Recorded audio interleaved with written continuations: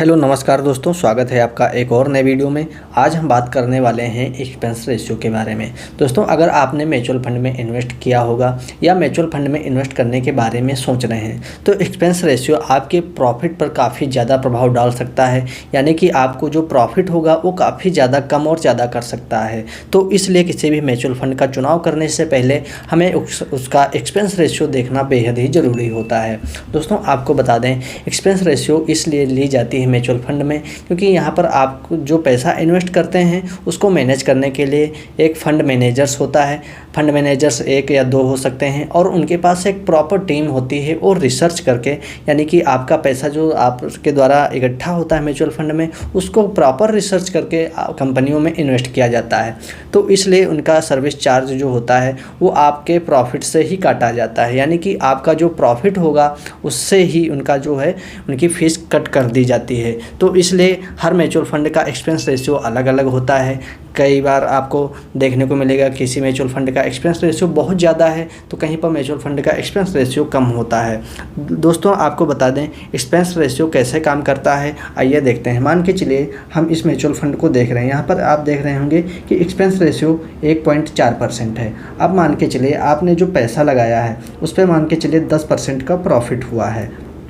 तो इस हिसाब से इसका एक्सपेंस रेशियो 1.4 है।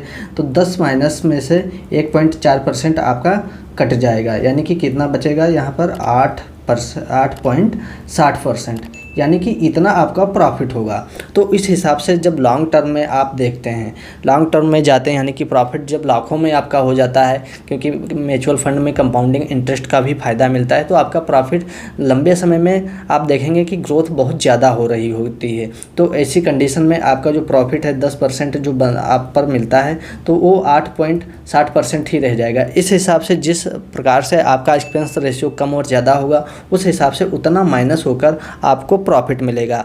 तो एक्सपेंस रेशियो आपके जो प्रॉफिट होता है उस पर इस प्रकार से प्रभाव डालता है। तो दोस्तों, म्यूचुअल फंड का चुनाव करने से पहले हमें किसी भी म्यूचुअल फंड के पोर्टफोलियो में जाकर उसका एक्सपेंस रेशियो देख लेना बेहद ही ज़रूरी होता है। नहीं तो आपके प्रॉफिट को बहुत ही कम और ज़्यादा कर सकता है। कई बार ऐसा भी होता है कि ज़्यादा म्यूचुअल फंड, यानी कि जिस म्यूचुअल फंड का एक्सपेंस रेशियो ज़्यादा होता है आप उसको देखेंगे उसके रिटर्न्स भी काफ़ी अच्छे होते हैं। तो कई बार हम इस मामले में भी चले जाते हैं कि चलो यहाँ पर हमें रिटर्न्स अच्छे मिल रहे हैं तो एक्सपेंस रेशियो थोड़ा ज़्यादा होगा तब भी चलेगा। लेकिन अगर एक्सपेंस रेशियो ज़्यादा है और रिटर्न्स भी ज़्यादा नहीं है तो उस कंडीशन में हमारा लॉस ही हो जाता है।